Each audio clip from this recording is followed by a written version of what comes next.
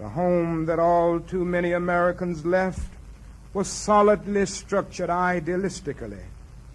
Its pillars were soundly grounded in the insights of our Judeo-Christian heritage. All men are made in the image of God. All men are brothers. All men are created equal. Every man is an heir to a legacy of dignity and worth. Every man has rights that are neither conferred nor derived from the state. They are God-given. Out of one blood God made all men to dwell upon the face of the earth. What a marvelous foundation for any home. What a glorious and healthy place to inhabit. But America strayed away, and this unnatural excursion has brought only confusion and bewilderment. It has left hearts aching with guilt and minds distorted with irrationality. It has driven wisdom from her sacred throne. This long and callous sojourn in the far country of racism and militarism has brought a moral and spiritual famine to the nation. It is time for all people of conscience to call upon America to return to her true home of brotherhood and peaceful pursuits. We cannot remain silent as our nation engages in one of history's most cruel and senseless wars.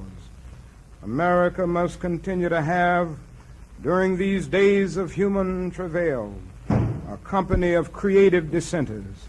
We need them because the thunder of their fearless voices will be the only sound stronger than the blasts of bombs and the clamor of war hysteria. Those of us who love peace must organize effectively as the war hawks. As they spread the propaganda of war, we must spread the propaganda of peace. We must combine the fervor of the civil rights movement with the peace movement. We must demonstrate, teach, and preach until the very foundations of our nation are shaken. We must work unceasingly to lift this nation that we love to a higher destiny, to a new plateau of compassion, to a more noble expression of humaneness. I have tried to be honest today. To be honest is to confront the truth. To be honest is to realize that the ultimate measure of a man is not where he stands in moments of convenience and moments of comfort, but where he stands in moments of challenge and moments of controversy. However unpleasant and inconvenient the truth may be, I believe we must expose and face it if we are to achieve a better quality of American life. Just the other day, the distinguished American historian Henry Steele Commager told the Senate committee, and I quote, "Justice Holmes used to say that the first lesson a judge had to learn was that he was not God. We do tend, perhaps more than other nations, to transfer our wars into crusades. Our current involvement in Vietnam is cast increasingly into a moral mold. It is my feeling that we do not have the resources, material, intellectual, or moral, to be at once an American power, a European power, and an Asian power." I agree with Mr. Commager, and I would suggest that that is another kind of power that America can and should be. It is a moral power, a power harnessed to the service of peace and human beings, not an inhuman power unleashed against defenseless people. All of the world knows that America is a great military power. We need not be diligent in seeking to prove it. We must now show the world our moral power. That is an element of urgency in our redirecting American power. We are now faced with the fact that tomorrow is today. We are confronted with the fierce urgency of now.